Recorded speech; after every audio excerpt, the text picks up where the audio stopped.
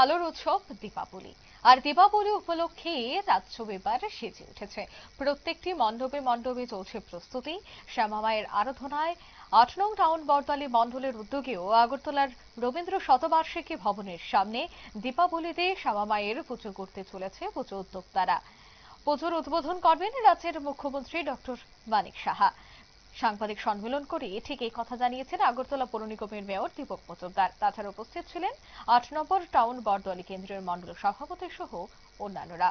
এদিনের এই সাংবাদিক সম্মেলন থেকে কি বলছেন মেয়র দীপক মজুমদার শোনাবো।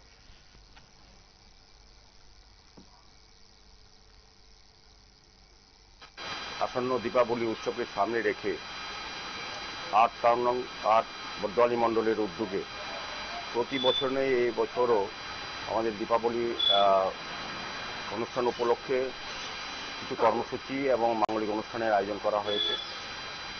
তো আমি আমাদের অনুষ্ঠান সূচি বিষয়ে প্রথমে আলোকপাত করব। আমি প্রথমেই আগরতলা শহরবাসী এবং রাজ্যবাসীকে দীপাবলি উৎসবে সবাইকে শুভেচ্ছা, ধন্যবাদ এবং স্বাগত জানাই।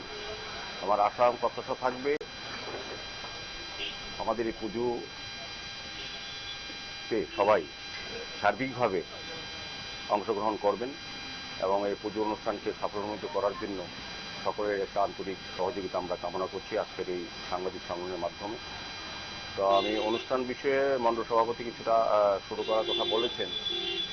আমরা ৮ টাউন বড়দলির উদ্যোগে প্রতি বছরই শ্যামামায়া পুজোর আমরা ব্রতী হই। এবারও বিভিন্ন কর্মসূচির মাধ্যমে বিভিন্ন অনুষ্ঠানের মাধ্যমে আমরা এটা করতে যাচ্ছি।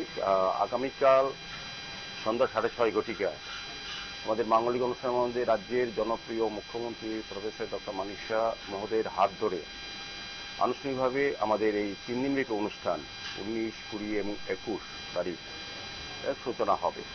তো 19 তারিখ 6:30টায় মাননীয় মুখ্যমন্ত্রী প্রফেসর ডক্টর মানিক সাহা মহোদয় আনুষ্ঠানিকভাবে এটা অনুষ্ঠান শুরু করবেন।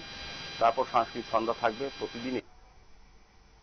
আপনারা শুনলেন মেয়রের বক্তব্য। প্রত্যেক বছরই বিশেষ জাঁকজমকের সাথে ৮ টাউন বড়দলি উদ্যোগে এই শ্যামামায়ের আরাধনায় পূজার্চনা করা হয়। এবছরও কিন্তু করা হচ্ছে। 19শে অক্টোবর দীপাবলি উপলক্ষে কালীপূজার উদ্বোধন করবেন রাজ্যের মুখ্যমন্ত্রী ডক্টর মানিক সাহা। তার আগেই সমস্ত প্রস্তুতি শুরু হয়ে গেছে। তাই রাজ্যবাসীকে এই পুজোয় আসার আমন্ত্রণ জানিয়েছেন মেয়র দীপক মজুমদার।